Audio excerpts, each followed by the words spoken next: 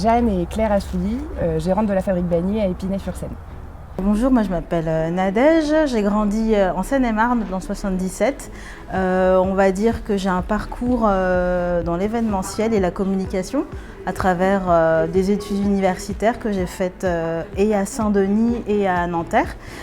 Du coup, je suis spinacienne depuis à peu près 4 ans maintenant.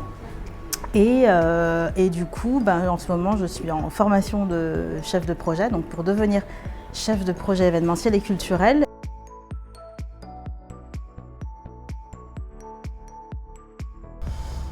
Enthousiaste. Obstiné.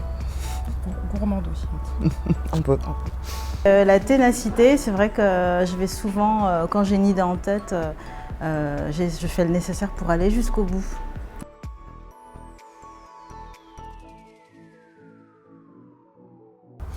Alors, on s'occupe actuellement de ce site qui s'appelle la Fabrique Bagné, qui est une ancienne usine de confiture située sur les bords de Seine à Épinay.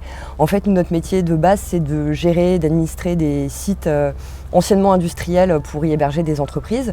Et ce site-là, qui nous tient particulièrement à cœur, est un site qui est dédié à l'accueil d'entreprises de l'économie sociale et solidaire et aussi à l'accueil du grand public au travers d'événements ponctuels. Alors, comme je disais, je suis en pleine formation de chef de projet événementiel parce qu'il y a des acquis que je n'ai pas et que j'aimerais avoir. J'ai sorti un premier projet qui est une bande dessinée qui s'appelle Alloco et Patatalo. Donc c'est un projet qui a été auto-édité.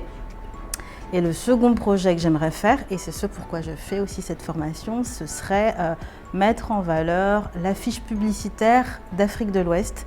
Donc faire une exposition itinérante en France, notamment à Paris, à Nantes et pourquoi pas en Belgique.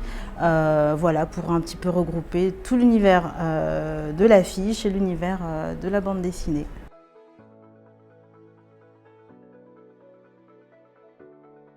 Je pense que ce dont on est le plus fier, c'est d'avoir réussi à transformer le bâtiment tout en gardant les caractéristiques architecturales principales qui nous tenaient beaucoup à cœur, notamment la cheminée et la façade en briques.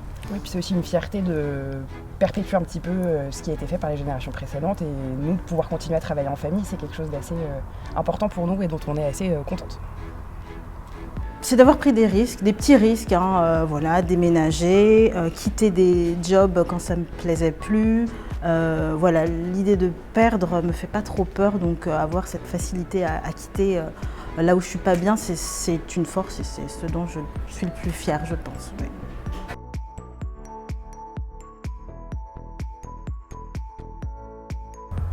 Un conseil qu'on pourrait donner à des jeunes femmes qui se lancent dans leur carrière ou qui réfléchissent à la manière dont ils vont l'aborder, ce serait déjà peut-être de faire un état de qui on est nous, quelle force on a, qu'est-ce qui nous plaît, qu'est-ce qui nous intéresse, qu'est-ce qui nous passionne.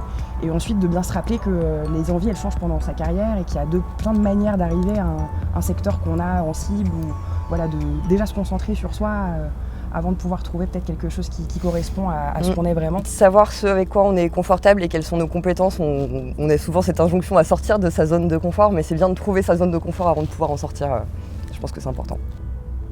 Alors le message de sagesse que je pourrais donner aux jeunes femmes qui se cherchent un peu, c'est voilà, parfois on a vécu dans une famille ou dans un environnement où on a eu des idées, des projets, l'entourage, la famille, les amis ne comprenaient pas trop nos idées, ne nous suivaient pas trop. Et moi je dirais qu'il faut écouter, voilà, faut écouter l'autre, mais il ne faut pas lâcher son souhait principal. Il faut essayer d'aller quand même jusqu'à la réalisation, jusqu'au bout, au moins pour tester.